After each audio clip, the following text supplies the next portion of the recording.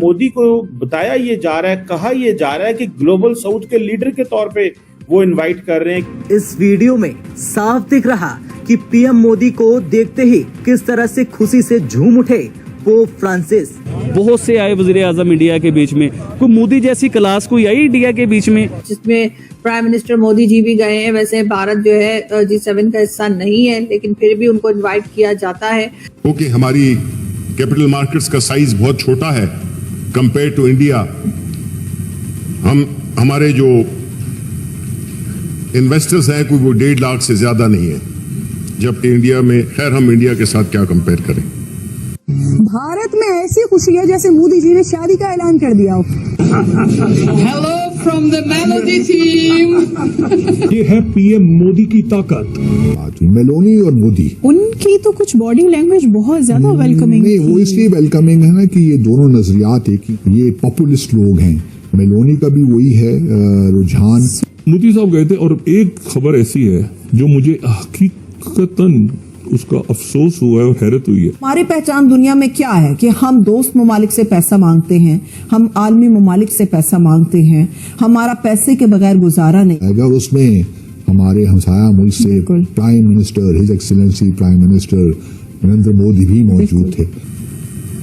उन्हें तो हमें ताना दिया कि हम पहले बम लेके हाथ में फिरते थे और अब उसी हाथ में हम कशकोल लेके फिरते हैं। ये हमारे लिए बहुत ही इससे दिल दुखा स्टेटमेंट पे। मुझे नहीं उम्मीद कि हमारे प्राइम मिनिस्टर या हमारी गवर्नमेंट को इस पे कोई तकलीफ पहुंची होगी। I don't want to quote the example of our enemy country. अभी इलेक्शंस हुए हैं, वहां पे 800 मिलियन से ज्यादा लोगों ने वोट किया है। वायरल हो चुकी है सारा कुछ। आपको फिर G7 क्यों बुलाया? Do you deserve to come to G7? मैं चाहता हूं कि पाकिस्तान में मोदी जी जैसी कोई क्लास आए, कोई ऐसा दिमाग हो। भारत के अलावा ताइवान और चाइना का हाल ही कोई मौजूद नहीं। they cannot abandon India regardless। Bharat जितना भी इनका बाजू मरोड़ ले, भारत को ये नहीं छोड़ सकते। हम लाते हैं टॉक शोज और अनलिमिटेड एंटरटेनमेंट सिर्फ YouTube पर। अगर आपने अभी तक हमारा चैनल सब्सक्राइब नहीं किया तो अभी सब्सक्राइब करें और बेल आइकॉन को क्लिक करके हमारी लेटेस्ट वीडियोस के बारे में अपडेट जानें। कितने हजारों पोलिंग स्टेशन थे, लाखों पोलिंग स्टेशंस थे। एक जगह पे एक बंदा रहता था, उसके लिए भी पोलिंग स्टेशन बनाया उन्होंने। 1 महीने का दौरानिया था उस पूरे इलेक्शन का, EVM के जरिए बनाया, कंडक्ट किया। एक आवाज उठी है कि इलेक्शन रिग था। इंतकाल इक़्तिदार कैसे हुआ? जनाब चेयरमैन, हम भी उस सफ में शामिल होना चाहते हैं कि ये मुल्क हमेशा इसी लेजिटिमेसी की जंग लड़ता रहा हो कि इलेक्शन जीता है, ये जीता है, वो नहीं मानता, हारने वाला भी नहीं मानता, और जीतने वाला कहता है कि जी मैं जीत गया हूं। मुल्क को जो एक भिखारी बना दिया गया है, उससे जान छुड़ाने की कोई छोटी सी कोशिश भी नहीं की गई। यहाँ पे तो हमारे शहबाज शरीफ $1 बिलियन के लिए कचकोल लिए फिरता है दुनिया में। इतना बड़ा पहाड़ कर्जों का, जिसमें कि कोई तकरीबन 57 ट्रिलियन का हमारा पब्लिक डेट बन गया है, तो पाकिस्तान के जो अवाम है तो वो घास खाएंगे। अफसोस कि पूरी कौम को भिखारी कहने वाला आज हमारा वजीर आजम है। आप हर वक्त डर रहे हो, आप हर 2 मिनट के बाद पीछे देखते हैं, उससे आप मुल्क और कौम को आगे नहीं ले जा सकते। ना उस मुल्क को आप खुशहाली तो दूर की बात, उसको उसकी जो अपनी जो बुनियादी रिक्वायरमेंट्स हैं वो भी आप कर्जे लेकर और पूरा करेंगे। साहब, और दूसरा बताएं कि नरेंद्र मोदी को बताया ये जा रहा है, कहा ये जा रहा है कि ग्लोबल साउथ के लीडर के तौर पे वो इनवाइट कर रहे हैं, क्योंकि उनको पता है कि ये यूरोपियंस एंड अमेरिकन अब अफ्रीका में उस तरह इन्वेस्टमेंट नहीं कर रहे, तो इंडिया का जो डिप्लोमेटिक एंड पॉलिटिकल कैपिटल है उससे फायदा उठाया जाए। और तार साहब, आपके जो लीडर हैं जो बाइडेन साहब, वो उधर कभी इधर जा रहे थे, कभी उधर जा रहे थे। अमेरिका में क्या ऑब्जर्वेशन है? अभी तो 6 महीने पड़े इलेक्शन में। ये तार साहब, ये जो जैक सुलिवन आ रहे हैं, ये तो नेशनल सिक्योरिटी एडवाइजर हैं और बाइडेन के बहुत करीब हैं। तार साहब, क्या है ऐसा आप समझते हैं कि जो वो इंडिया को देना चाहते हैं? कोई कह रहा है क्रिटिकल टेक्नोलॉजीज की बात हो रही है, कोई ये कह रहा है कि इंडिया से फेवर्स लेना चाहते हैं, कोई ये कह रहा है कि जो India middle east economic corridor है उसको लेके चलना चाहते हैं। अभी तो नरेंद्र मोदी जो हैं वो उन्होंने हल्फ उठाया है तो अमेरिकन भाग पड़े हैं, इसको कैसे देखते हैं खासतौर पे ये जो थर्ड टर्म के हवाले से? जी मतलब थर्ड टर्म के हवाले से खासकर, बल्कि एक मैं बात इसमें G7 समिट का एक और मेजर जो कंपोनेंट था वो CPEC के मुकाबले में जो इनका अपना पहले अमेरिकन और दूसरे एलाइज का जो एक उसका काउंटर इन्होंने किया था, उसको वाकई आप बिल्कुल सही फरमा रहे हैं कि उसको भी अगली फेज पे लेके जाना चाहते हैं। They want to counter the CPEC।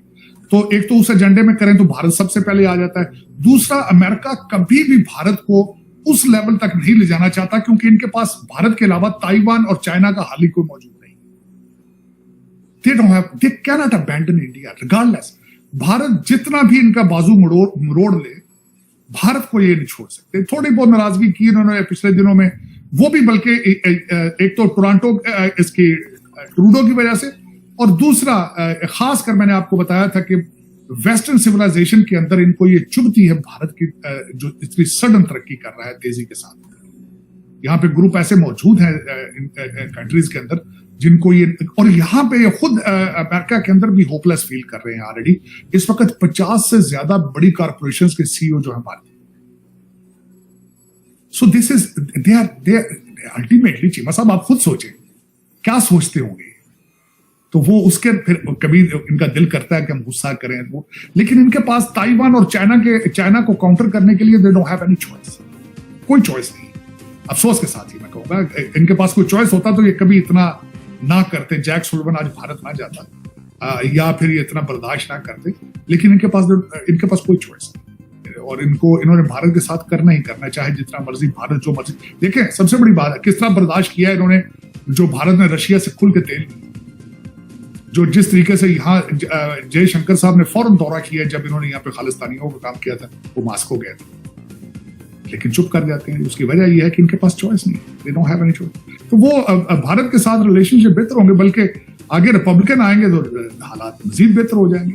अब भारत इस वक्त जो है, जिस तरह आपने खुद फरमाया है कि ग्लोबल साउथ का एक प्रूवन बात है कि लीडर है, बल्कि मैं तो समझ रहा हूं कि जिस तरीके से उनकी ग्रोथ हो रही है और चाइना की इकॉनमी स्लगिश है, भारत का जो एक कंसिस्टेंट उनकी इकॉनमी जो है उसका ग्राफ अगर देखा जाए तो Bharat has risen from the global south to the top. मेरे ख्याल में जिस तरह सिक्योरिटी काउंसिल में उनकी सीट की परमानेंट बात की जाती है, they have become an international player, इसमें कोई शक ही नहीं है। चीमा साहब, मैं कल बल्कि आप बात कर रहा था यूक्रेन के हवाले से, जब मैंने थोड़ी रिसर्च की कल अगले दिन, 1 लाख भारतीय जा रहा है ताइवान में जॉब करने। 120 ताइवानीज कंपनियां जो है वर्किंग इन इंडिया रही, और सेमी कंडक्टर जितना ताइवान उस मोनोपोली थी ऑलमोस्ट उनकी, वो सारा बिजनेस सारे का सारा इंडिया है।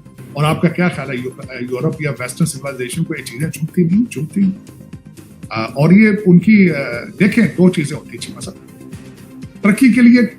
बहुत जरूरी एलिमेंट जो है, बहुत जरूरी एलिमेंट है आपके कंट्री के अंदर लॉ एंड ऑर्डर और हालात पीसफुल। जहां झगड़े होंगे, दहशतगर्दी होगी, वहां से पैसा भाग जाएगा, कारोबार भाग जाएगा।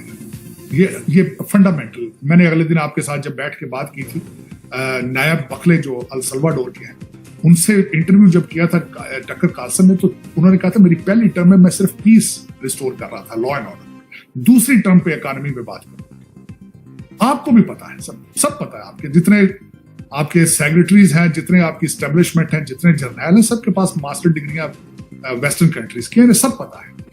लेकिन आप तरक्की करना नहीं चाहते। देखिए, अब जब आप बहसीते खुद आप एज ए पाकिस्तानी तरक्की की ख्वाहिश ना रखते हो, तो आपको लोग पकड़ के तरक्की कराएंगे। आप किस तरह कराएंगे?